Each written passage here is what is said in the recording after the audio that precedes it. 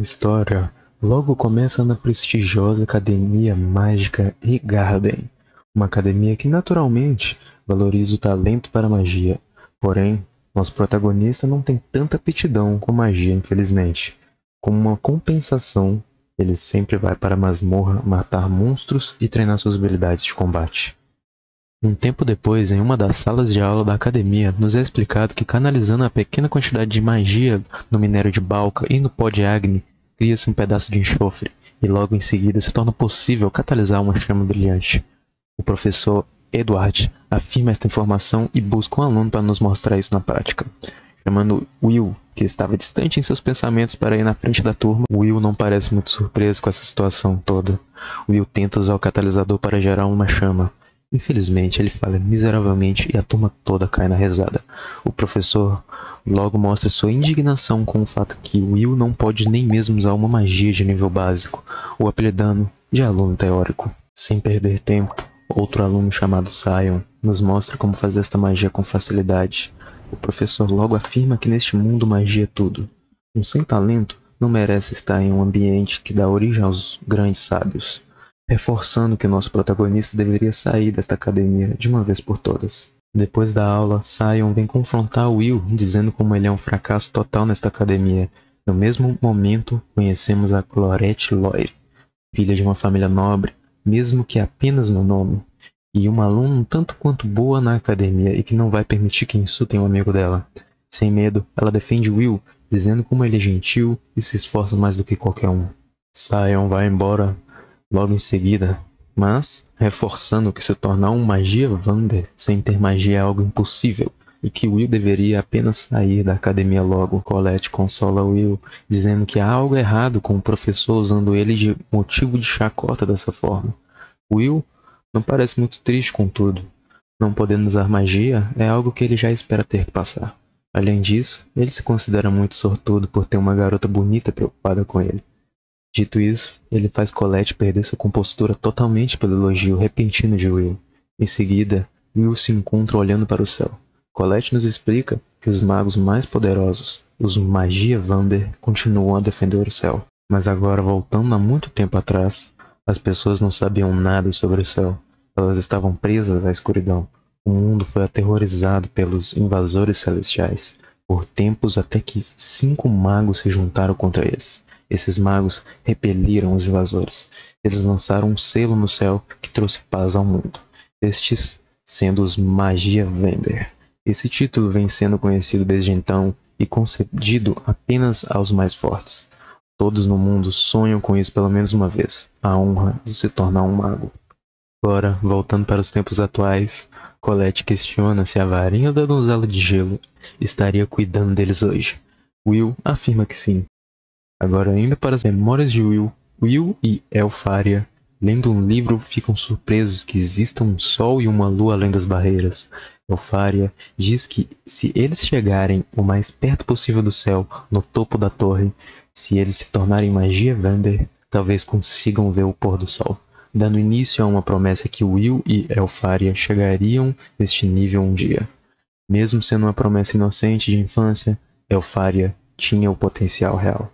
O talento, ela se tornou a Magia Vander mais jovem a ganhar esse título. Quanto a Will, mesmo sem capacidade e talento, ele se recusa a desistir da promessa feita aquele dia. Um tempo depois, Will encontra o professor Wagner. Ele o repreende por ter ido mais uma vez para a masmorra sem permissão. Contudo, Will ganha 2 créditos pela morte de um guardião maligno. Apesar de tudo, seu professor explica que para ele se tornar um Magia Vander é necessário pegar créditos em 3 categorias diferentes, sendo escrita, feitiços e praxis. Dadas as circunstâncias de Will, ele nunca ganhará créditos de feitiços, sendo assim impossível avançar dessa forma. Além disso, a formatura de Will está em risco por não ter conseguido ganhar crédito nos exames mais recentes, tendo que ganhar 4 créditos até o final da semana. O problema aqui é que faltam apenas apenas 2 dias para fechar a semana. Seu professor o ajuda informando que tem uma criatura no 6º andar da masmorra que pode dar a ele os créditos que faltam. Infelizmente, Sion também escuta toda essa conversa atrás da porta e agora ele finalmente vê uma forma de tirar o Will da academia de forma definitiva. A caminho do 6º andar, o Will segue à procura da criatura. Sion e seus amigos também buscam o mesmo. O plano é derrotar a criatura antes que o Will a encontre. Infelizmente, Sion não esperava que quem encontra eles é uma criatura de nível muito maior que vale 10 créditos.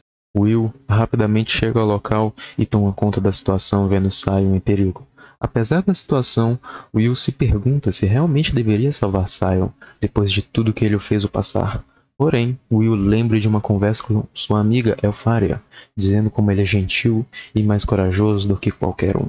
Com isso, Will vai com tudo para cima da criatura, defendendo Sion. Acima da masmorra, o professor Edward informa Workney que Sion e seus amigos foram para o 6º andar sem permissão e pede a ele para que os localizem lá dentro. Mas Workney, sabendo disso, diz que não seria necessário, assim mostrando a ele a batalha de Will contra a criatura de nível superior. Sion e Edward ficam surpresos com o desempenho de Will na batalha. Workney explica que o Will tem uma força sobre-humana que nenhum mago jamais possuiria, um físico incrível e habilidades de intuição de combate muito avançadas. Com isso, neste repleto mundo de magia, Will é o único guerreiro presente, finalizando a batalha com um golpe de espada que supera até mesmo um raio. No dia seguinte, Will nos conta que esta é a história que viraria o mundo de cabeça para baixo, uma história sobre a união entre varinha e espada.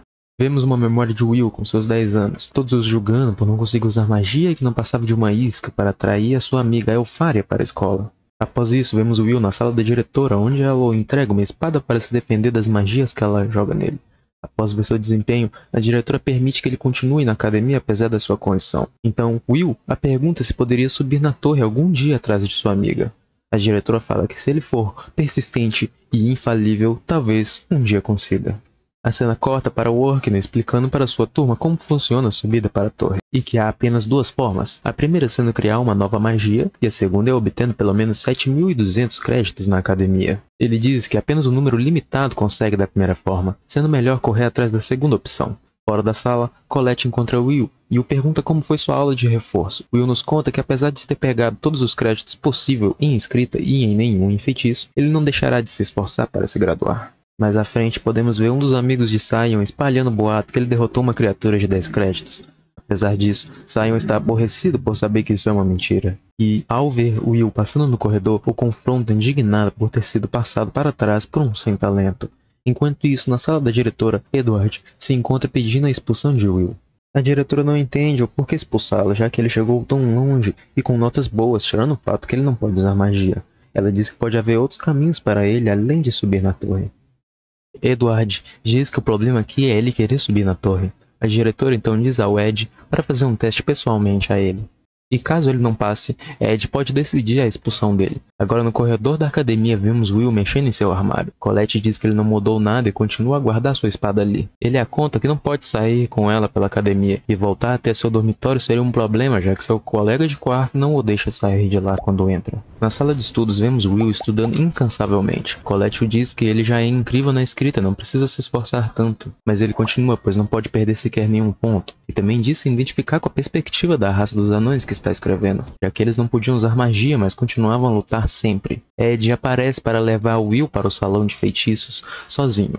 E o diz que isto seria uma aula de reforço para ele. Logo ele revela seu teste para Will. Seu objetivo é acertar um único golpe nele e assim ganhará 5 créditos de feitiço. Caso ele não consiga, será expulso. Enquanto isso, Workney é chamado pela diretora para ser avisado sobre o teste de Will. E também que ele está proibido de interferir nesta luta. Workney diz que uma luta entre ambos é loucura, já que Ed é o que mais esteve próximo de se tornar um Magia Vander. Apesar dele ter sido derrotado, ele já chegou ao topo da torre. Agora na luta de Will, ele sempre tenta encurtar sua distância contra Ed, mas sem sucesso, pois a defesa de Ed é muito forte. Will percebe que não há uma única falha sequer nos ataques ou defesas de Ed, reconhecendo a força de seu professor. Ed diz que usará apenas sua chama e seu escudo contra Will. Logo ele começa a preparar vários ataques de um feitiço só. Will, sem ter para onde ir, é almejado pela enxurrada de chamas de Ed. Will diz que se pelo menos tivesse sua espada teria alguma chance. A cena corta para Colette preocupada com Will e esta aula de reforço sozinho com Ed. Logo vemos o familiar de Will tentando buscar sua espada em seu armário.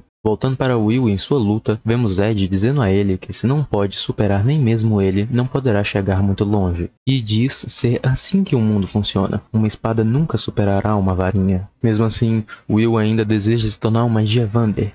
Ed o pergunta por que insistir tanto nisso. Então Will diz que isso é pela sua promessa a Elfaria. Ed fala que um amor tolo não poderia o levar a alcançar o topo da torre. Logo Colette aparece e joga a espada de Will para ele. Independente disso, Ed continua a lançar magias contra Will, mas agora ele pode cortá-las pelo metal de Moria em sua espada. Will então continua a tentar se aproximar de Ed apesar das chamas, mas agora com sua espada, ele facilmente quebra sua defesa e o acerta usando um ataque aéreo. Ed se dá por vencido, e Will se encontra acabado, mas ganhou seus 5 créditos. A cena corta e vemos a diretora e seu professor o elogiando e reconhecendo sua força mais uma vez. Vemos mais uma das memórias de Will, sendo essa seu último encontro com a Elfaria. Ele diz que apesar de sua condição, promete que vai subir na torre um dia para conseguirem ver o pôr do sol juntos. Voltando para o mundo normal, vemos Will trabalhando incansavelmente e distribuindo jornais pela cidade. Até que ao deixar alguns jornais caírem no chão, ele lê sobre uma matéria de Elfaria, onde a própria solicita um pedido aos alunos da academia para que coletem núcleos de gelo. Logo, vemos Will em seu dormitório pedindo a Host que faça um item mágico para ele. Will o explica sobre o pedido de Elfaria e como está animado para concluir. Host entende seu entusiasmo e o entrega alguns itens mágicos. A cena corta e vemos as coisas bem movimentadas no quarto andar da masmorra, graças ao pedido de Elfaria. Após ver como Sion está se determinando, Will corre para não ficar para trás. Então ele encontra uma jovem moça sendo atacada e, com movimentos rápidos e precisos, ele derrota as criaturas sem problemas. A jovem o agradece e logo se apresenta como Iris. Agora, em uma das aulas de Colette e sua colega Rose, vemos Orkney explicando como é complexo criar uma nova magia, e que se conseguirem isso um dia, seus nomes certamente entrarão para a história. Então Rose pergunta a ele se a Elfaria que estava nos jornais de manhã é tão incrível assim. Ele a diz que ela é inacreditável, já que criou 12 feitiços, e diz que provavelmente ela será um dos maiores nomes entre os magos. Colette então começa a comentar com Rose que essa amiga do Will parece ser bem especial. Rose então começa a caçoar dela, perguntando se ela estaria com ciúmes da Elfaria. A cena corta e vemos Will e Iris conversando enquanto entram mais para dentro da masmorra. Então Will descobre que ela também veio para as masmorras pelo pedido de Elfaria. Então Will começa a nos explicar que apesar da paz em que vivem pelos Magia Vander, as histórias contam que quando a barreira cair, o mundo será envolvido pela escuridão mais uma vez. E por isso que todos estão querendo atender o pedido de Elfaria, mas não só por admiração a ela, mas também para proteger e ajudar o céu. De repente, Iris fala a Will que já se encontrou com a Elfaria uma vez. Um dia, quando ela estava em perigo, Elfaria apareceu congelando todas as criaturas e a salvando sem dificuldades. E por isso que ela a admira tanto e quer atender seu pedido. Mas infelizmente, ainda não achou a criatura que drope o núcleo de gelo. Então Will, analisando o solo, percebe que logo à frente há uma criatura muito forte escondida. Iris fica preocupada com ele por não poder usar magia, mas ele a diz que magia não é tudo, e que sua experiência pode muito bem compensar essa falta. No mesmo instante, eles encontram a criatura e descobrem que ela é uma criatura de 6 créditos, exclusiva deste andar da masmorra. Iris tenta impedir que Will lute com ela, afinal essas criaturas congelam qualquer um que as ataque corpo a corpo. Ainda assim, Will corre para cima da criatura, desviando de seus ataques com muita velocidade, a ponto de deixar a criatura confusa sobre sua localização. Ao ver uma brecha, Will finalmente usa seu item mágico, o cercando com cordas pelo seu corpo todo e criando um enorme ataque explosivo que oblitera a criatura. Neste momento, vemos Iris observando ele de longe, dizendo que sua habilidade é bem diferente dos rumores, e pensa como deveria relatar isso, mas Will logo a chama e ela volta a agir normalmente. A cena corta e vemos Iris se encontrando com os Magia Vander na grande torre. Então eles a perguntam se encontrou alguém útil para os ajudar a mudar o que está escrito nas histórias. Ela os informa que encontrou alguém interessante, este sendo o próprio Will, assim o recomendando para um cargo na torre. As opiniões dos Magia Vander sobre colocar alguém que não usa magia na torre é bem divergente. Como uma solução, eles concordam em esperar o dia do grande festival de magia para tomar uma decisão com base nos resultados do festival, apesar de que Elfaria parece certa de que Will chegará até ela.